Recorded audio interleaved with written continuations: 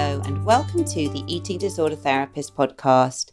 This is a podcast to help you find peace with food and overcome disordered eating. And I'm Harriet Frew, aka the Eating Disorder Therapist. And I'm so excited to be sharing with you all kinds of stories, tips, information and guest interviews to help you on your journey in finding peace with food.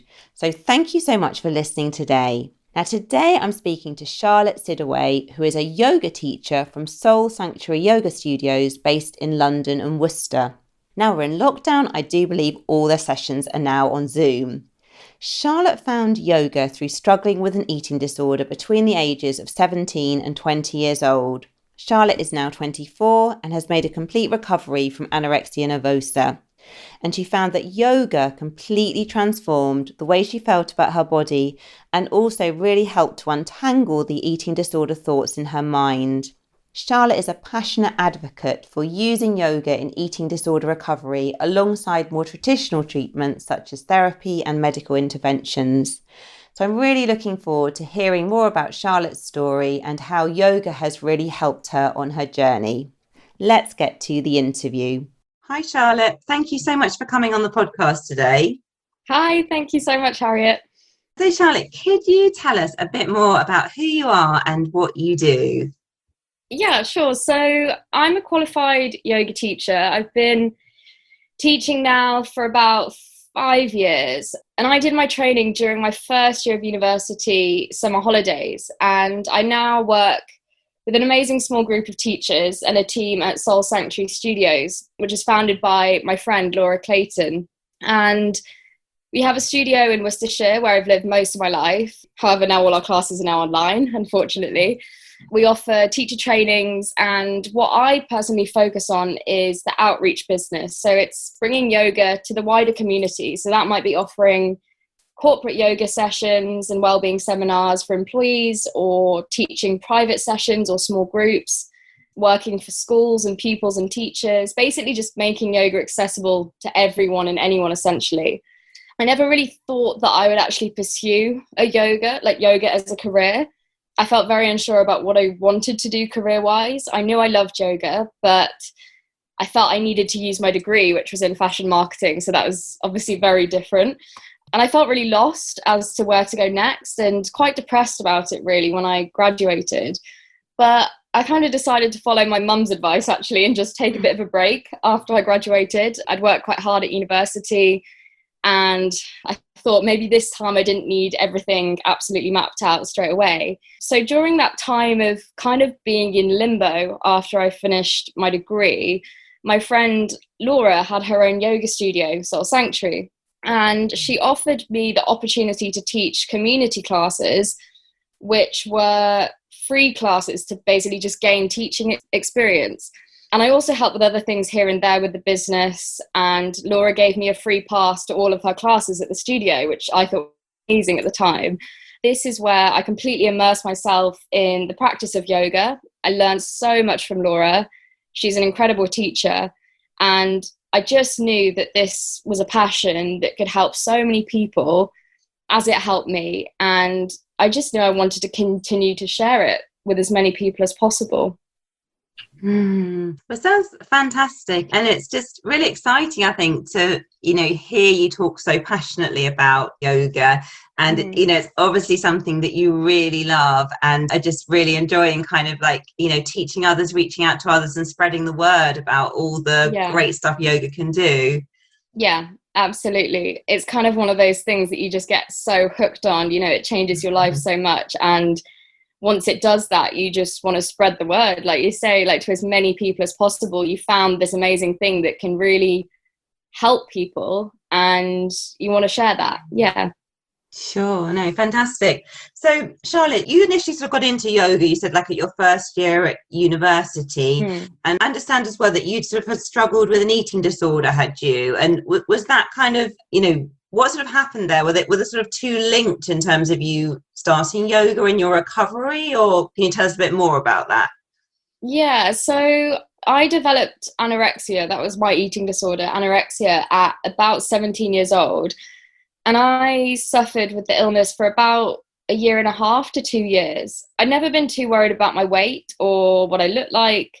I was always quite active and in sports teams at school and everything. I had an amazing group of friends all through school. So I think when I developed this illness at 17, it was quite a shock to those who knew me. It was only until after I had recovered from anorexia through practicing yoga regularly that I actually understood the root of why I had the illness and where it actually stemmed from. So I suppose when you think of the root of it and kind of how the illness came about, my parents divorced when I was 8 years old. And at that time, I didn't really understand what was going on. And I kind of adopted the role of being the strong one who'd always try to be easygoing and happy and keep the peace. But this led to me being totally numbing all of my emotions to what was happening. This was my complete coping mechanism with it all. And, you know, we all have different stress responses. Some people fight back, some people want to run away in flight. And I just froze in all the chaos and arguments and kind of put on a front that I was okay with everything going on. And I felt a huge responsibility to make sure that my sister was okay, and she was going through a lot at that time as well, and that my mum was okay. And I was just really missing seeing my dad also. So between the ages of 8 and 17, I kind of did this coping mechanism thing really well. But the problem is when you numb yourself emotionally on a frequent basis, you kind of disassociate from the moments that you're in. And my body would be there, but my mind was somewhere else completely. And I knew that there was lots that I couldn't control through those years as well. I couldn't piece my family back together. I couldn't ensure that my sister and mum would always be fine. I also couldn't control the process of not seeing my dad that much. And on top of all of that, eventually, I suppose around 17 years old, I couldn't control all my blocked up emotions that kind of needed to be heard and let out.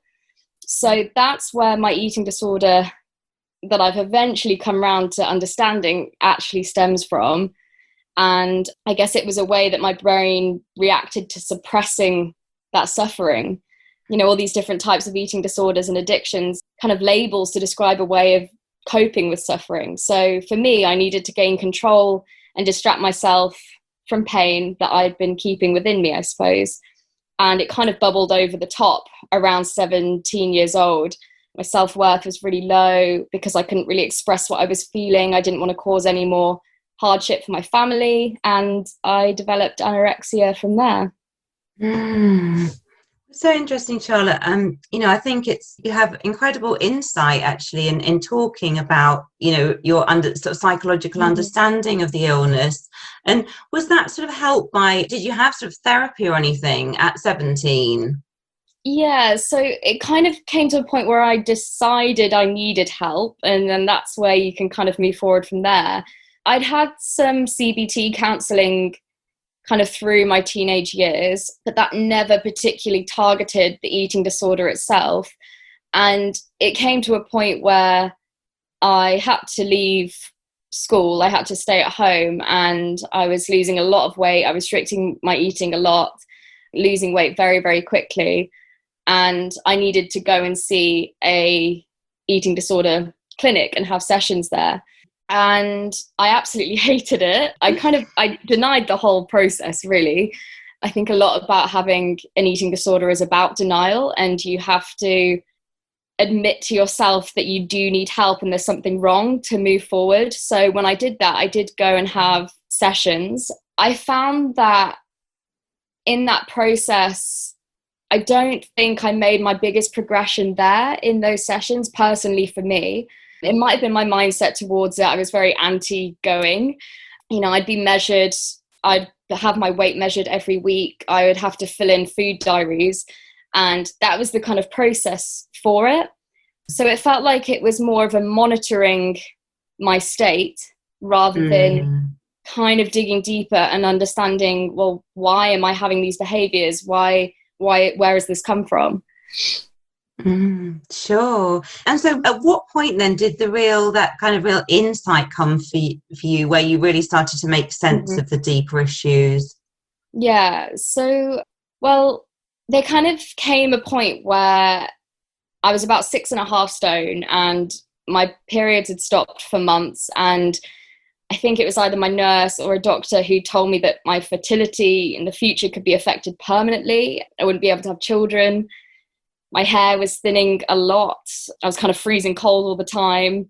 I was told I couldn't play in team sports. I didn't see any friends. I couldn't sleep properly. You know, all these horrific kind of effects that happen that people don't often understand that is the result of an eating disorder. And I just felt like I'd completely hit rock bottom at that point. And if I'd carried on how I was and how I was behaving, I'd just lose everything that I cared about and everything I wanted in my life.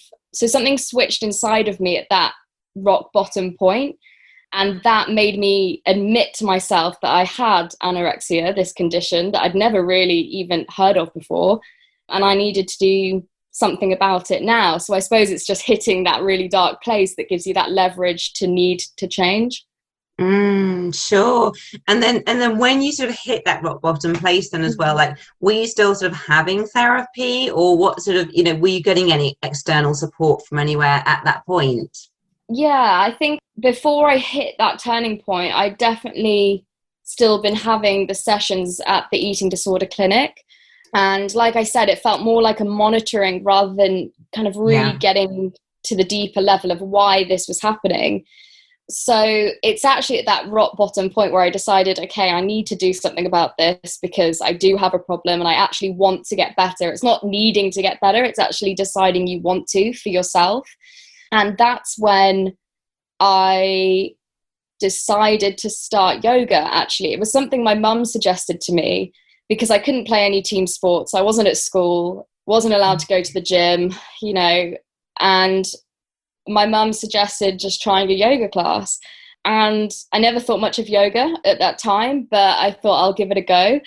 And that's the kind of point where everything really, really changed for me. Yeah, when I started doing yoga. Sure. So how did yoga really help you, do you think? Kind of what was it about yoga that really sort of just, you know, helped you with your recovery? Yeah, so when I did my first yoga class, I actually found it really incredibly frustrating. I went in and I was really weak and just exhausted all the time, especially in that class. And I'd pretty much lost all my muscle and I found it really, really challenging. But there's something so special about yoga. You feel like you've done something positive for your body, but the benefit hits you on so many levels. I think deep down after that first class I tried, even though I found it physically exhausting, I sort of intrinsically knew that this was something that is actually going to save me. Something lit up in me. And after a few classes, I felt like I could actually become aware of my body again. I could understand how my body felt and what it needed. And I enjoyed the small progressions that I began to see in my practice as well, that constant work that it takes in yoga. It gave me another focus completely. And I wasn't the eating disorder patient. I was just me doing my yoga on my mat. And I could lose myself in the process of being so focused on the poses and the sequence, just listening to the words of the teacher, becoming aware of my breath, which I'd never done before. You know, you don't even think about how you breathe and what it feels like to breathe, which is really, really powerful in connecting your mind back to your body. So on one level, yoga helped me develop my strength back. But on a much, much deeper, more powerful level, I connected my mind back to my body again. And I think that's the key with eating disorders. It's realizing that you're kind of one whole being, and it's bringing your mind back to the present moment and back to being within your body. And it sparked in me a new love and appreciation for my body and what it can do. And I wanted to take care of it. I wanted to fuel it. And I also learned that I could accept and let go of everything I was holding on to from the past, like psychologically. Yoga is an incredible, incredible practice. And I've done so many counseling sessions in the past, but nothing's ever enabled me to process my difficult emotions and kind of shine the light on the real root of those feelings like yoga has. It's so fascinating, isn't it? That it just sounds like it's helped on multiple levels, hasn't it? Yeah. You know, with the physical side of it and that kind of progression and focus, but then that kind of deeper connection with your body. And then also the kind of the mental well-being side, you know, in terms of really, focusing on those deeper emotions. So how do you think as well, like, can you explain, like, to the listeners a bit, like, how does that work in terms of you being able to, really sort of tune into that, maybe some of that kind of deeper pain and to be able to work through that? Yeah, and to be honest, I never knew what to expect with yoga. I think my mum thought, oh, maybe this is a way she can relax a little bit. And I think that's often what people think with yoga, like, I'll go to a class just to like relax and, you know, chill out a bit. And yeah, that is part of it. You do leave often from a yoga class feeling very relaxed and just generally better. But I think, I don't know whether yoga like just really does click with certain people, with certain past experiences, or I was just lucky to have brilliant teachers and it was just sort of my recovery process. It just worked for me. But I just really do believe that through yoga, you can learn to notice your thoughts. You learn to notice what kind of thought processes you're having. And it empowered me to kind of work my way back to my true self again, who I was before the eating disorder took over. So it gave me that space to kind of just reflect and to become aware of what's really going on inside of me and to not judge whatever comes up, because that's really important. Often we can have distressful thoughts or, you know, think back to bad memories and we can criticize ourselves for that or get frustrated or upset. But in yoga, we just kind of reflect and accept whatever shows up for us, which definitely takes time to practice that. But when you can, you just become your observer of how you're feeling rather than being in the feelings. And it took me about a year to fully recover with practicing yoga at least 3 to 4 times a week. It was absolutely essential for my recovery, definitely. Sure. You know, I think so interesting, isn't it? Because I think, you know, often the root of eating disorders is in some way not feeling good enough and losing touch with yourself, losing touch with your voice, you know, having become so tuned into the external and, you know, losing touch with your body. And it's so interesting, isn't it? Because it sounds like as well, like yoga, I guess, just is really creating that sort of slowing down and that space and that kind of commitment, isn't it, to really work on your inner world. And also the fact that you were probably doing it like 3 or 4 times a week. You know, I guess that's, you know, when people have therapy, often it's probably for like 50 minutes a week, isn't it, or something. It's really interesting, I guess, as well, just kind of, you know, just hearing about your experience and, you know, that kind of commitment and the work of going inwards and how that really helped. And that's what basically is the fundamentals of yoga, is going inwards. It's giving you the space to not distract yourself from your feelings. You know, you can't have some different behavior that allows you to ignore what you're feeling and kind of fulfill a need in a different way. You just have to, you're just there. You're almost forced to listen to how your body's feeling, to what's going on in your mind. You know, a great teacher in a class will prompt you to reflect on what's just come up for you, or you notice your way of being in yoga and you notice certain thought patterns. You notice if you're very self-critical. You notice if you push yourself too hard. You notice if you doubt yourself. You know, you might go into a challenging pose and think, I absolutely can't do that. I've never done that before. I can't do that. So you don't even try. Or you might be that person who pushes themselves so hard or gets competitive with themselves or other people in the class. You know, I see it all the time. And you notice your natural way of being. And through that process, you learn about yourself. And I think when you have an eating disorder, you're so detached from yourself. You almost have this other mind that's controlling everything you're thinking about and every action that you take and everything that you want to do and want to control. And I think yoga does just give you that space to think that maybe I don't have to control things like that. Maybe I could have a different way of being, or I don't need to be so self-critical. And actually my body is quite amazing to do this practice. So yeah, I just think it's a very, very powerful tool to help recovery for eating disorders, but also just for anyone in general, really. Yeah, no, it sounds it. And did you find as well, Charlotte, as well, because I guess initially when you're kind of doing that deeper work and going inwards and becoming more self-aware, it's kind of more within the yoga sessions themselves. But I would imagine then as well, you probably become very good at being your own observer just in daily life. Yeah, Did you sort of find that kind of definitely. ripple effect? No, 100%, because even though the work and the thoughts and the reflections are going on in the class, on the mat, you train your brain to rewire in that way. So off the mat in your day-to-day life, you might have certain feelings that come up, and your brain will naturally kind of step back from that and think, okay, where's this coming from? Or could I think of that a different way? Or is that really true, what I'm thinking? And I think that's why consistency of the practice is great, because the more you can train your brain and rewire your brain to think differently, you take that thought process and that mindset off the mat into your day-to-day life. That's definitely what I found. That's why yoga isn't just a physical practice to get bendy. You know, it's a whole lifestyle. It's a whole mindset.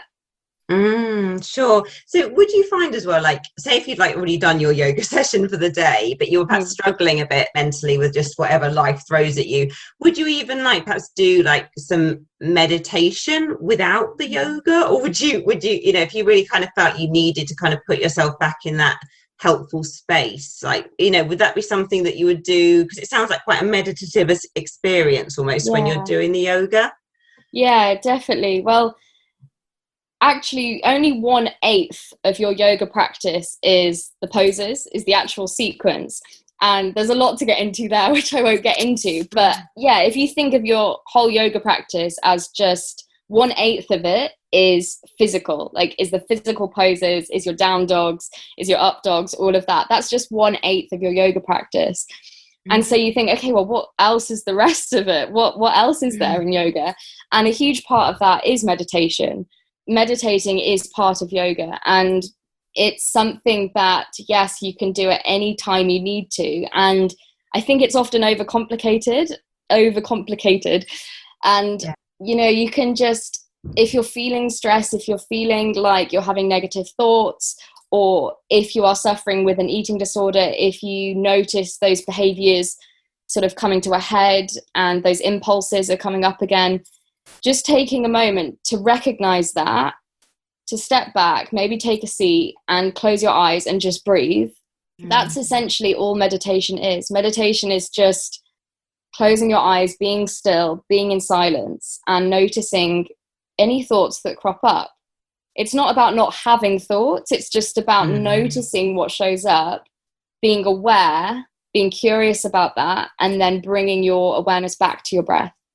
That is the process of meditation. It's quite simple, not easy, because our mind always wants to keep busy and is always talking to us and is always thinking ahead and thinking in the past. But that's essentially meditation. And it's something that is so easy to tap into. It's completely free. You know, it's so easy to do and really, really powerful. Sure. No, well, thank you for sharing that.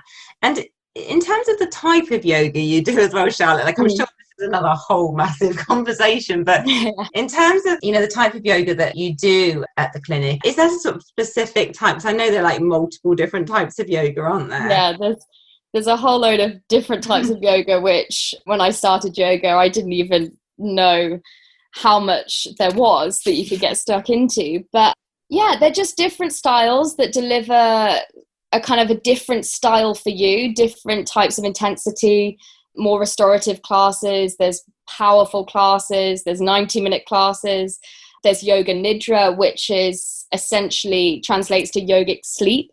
So it's like a deep meditation where you can kind of close your eyes and do a body scan, relaxing your whole body. So there's such a spectrum of the styles of yoga that people can try. And I definitely don't think there's sort of one specific style that's right for a certain type of person or someone with an eating disorder.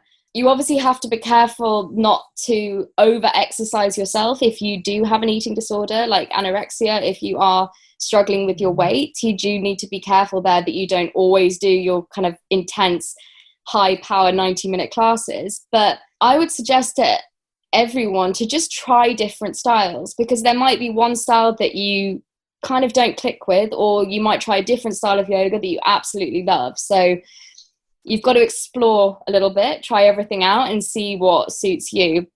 personally, I really love the kind of what is called vinyasa yoga, power vinyasa yoga, which is quite challenging stuff. You know, there's lots of intricate poses there that are quite challenging, and it's quite fast paced, but I love it because you can just get messy. You can fall over, you can have a go. If a pose like comes off well, you know, that's exciting, that's fun. If it doesn't matter. So it's about dropping that perfection and just giving it a go. And that's kind of what I love about yoga.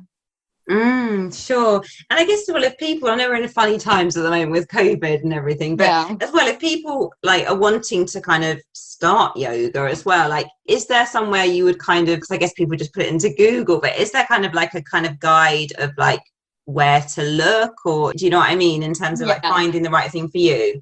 Sure, yeah. I mean, it can be quite overwhelming when you see a full class schedule of a yoga studio and you think, I don't even understand what that word means. So at Soul Sanctuary, we kind of have this scale, which is like, if you want chill, these are your classes. If you want challenge, these are your classes. So we kind of differentiate that by what you need, not necessarily your ability, like your experience level with yoga, because a complete beginner can have a fun time and go for it in a, you know, vinyasa 90-minute class and see how it goes. But naturally, start with beginners classes. If you are a beginner, that's probably where you will learn the fundamentals, and most studios do have a yoga basics or a beginners class. But don't be afraid to just have a go at anything, because what's the worst that can happen? You know, it's just I think there's a lot of barriers to entry with yoga because people think that they have to be a certain like a certain age or a certain gender or body type or fitness level or whatever it might be. That's absolutely just not the case. Anyone can do yoga. Anyone can do any style of yoga. And it really is that inclusive. So anyone who's interested to try it, just go for it. Just book into a class. Maybe start with a yoga beginners or yoga basics or a slow flow, something like that. But just don't be afraid. Just give it a go. Well, thank you for that, Charlotte, because I think as well, it's just great to hear your passion for it, actually. And it's definitely got me a bit intrigued because I've never really done yoga myself before. But, you know, it's so great to hear about all the benefits. So, Charlotte, how do you work today? Like, obviously, yoga is a huge part of your life and in terms of your mental and physical well-being. But what other things do you sort of prioritize in terms of keeping yourself well in that kind of holistic way?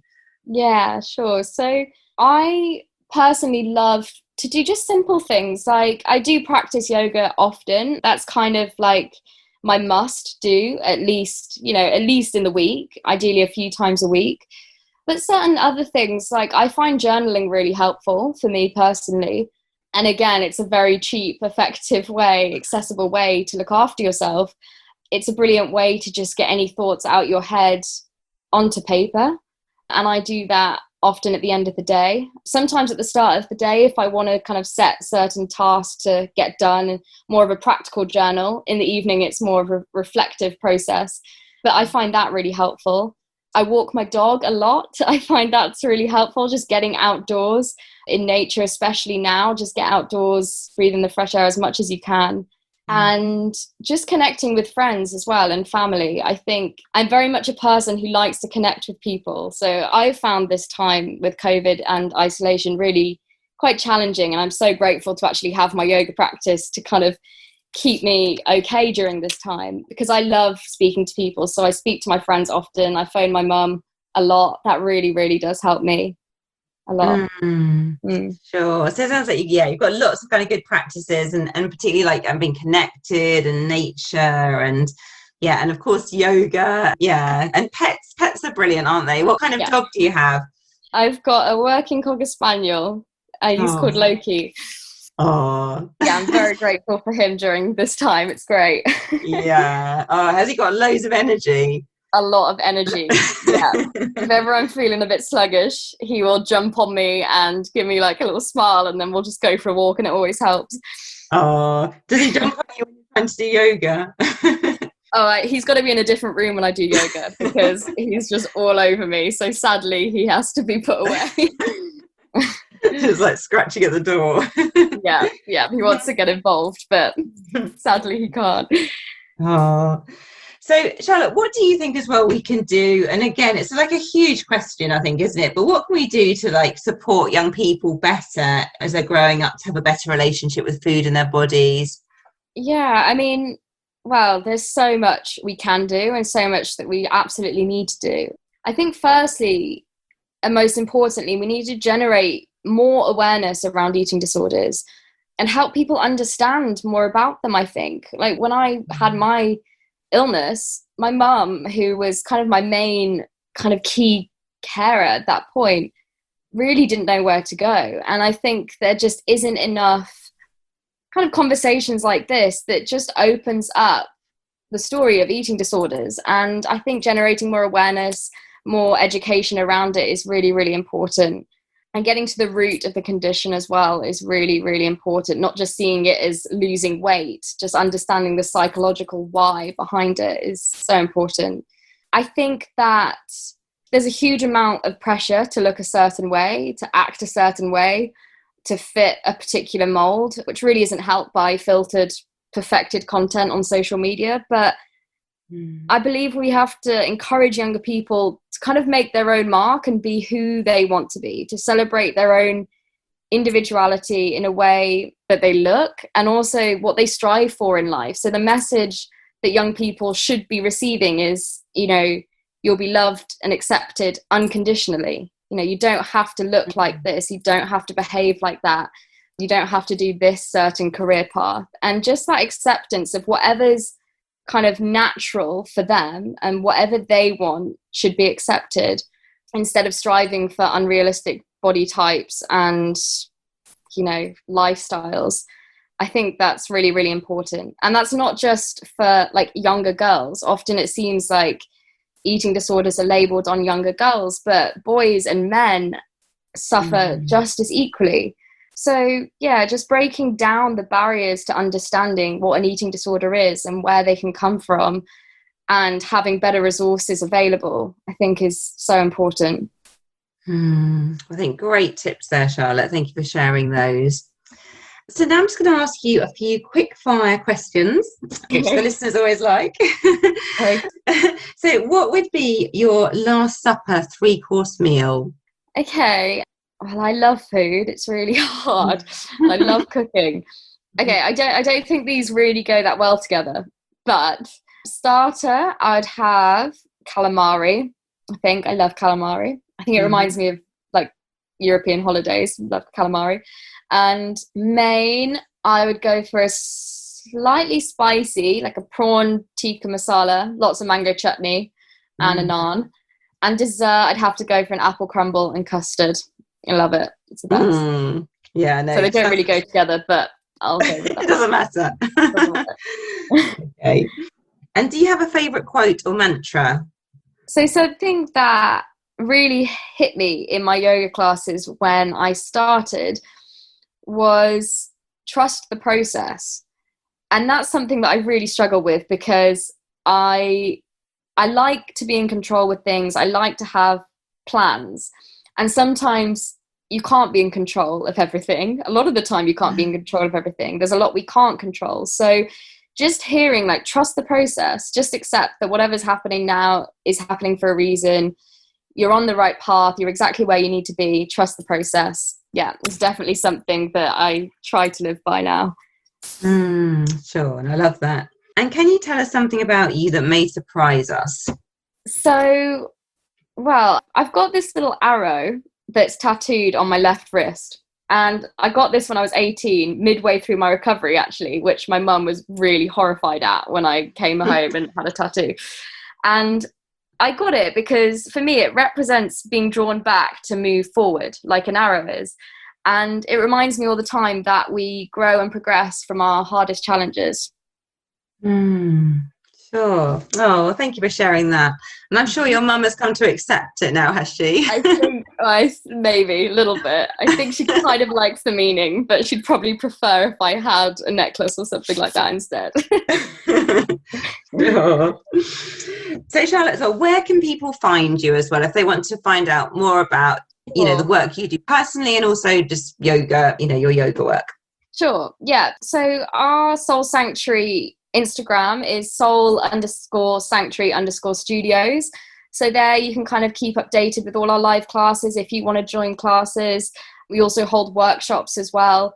So yeah, soul_sanctuary_studios is our Instagram, or our website, www.soulsanctuarystudios.com. Or you can email me directly if you've got any questions or want to know more about yoga and eating disorders. Email at outreach@soulsanctuarystudios.com. Okay, lovely. Well, thank you for those, Charlotte, and I'll make sure they all go in the show notes so people can come and check you out and, get in touch. Thank you, Charlotte, so much for coming on the podcast today and for, sharing your story and your passion for yoga. And, I think it's just so helpful, really, and how you've shared your insight and your understanding. So I really, really appreciate it. No, you're welcome. Thanks so much. I've really enjoyed it. Thank you. So I hope you enjoyed this podcast episode just as much as I did, and do go and check out Charlotte's info in the show notes. If you're not following me already, do seek me out on Instagram at the Eating Disorder Therapist. And for regular blogs to your inbox, do sign up at rethinkyourbody.co.uk. And if you sign up for the free body image leaflet, that will get you on my mailing list and you will receive those regular weekly articles. Thank you so much for listening today, and I look forward to sharing another podcast episode with you very soon.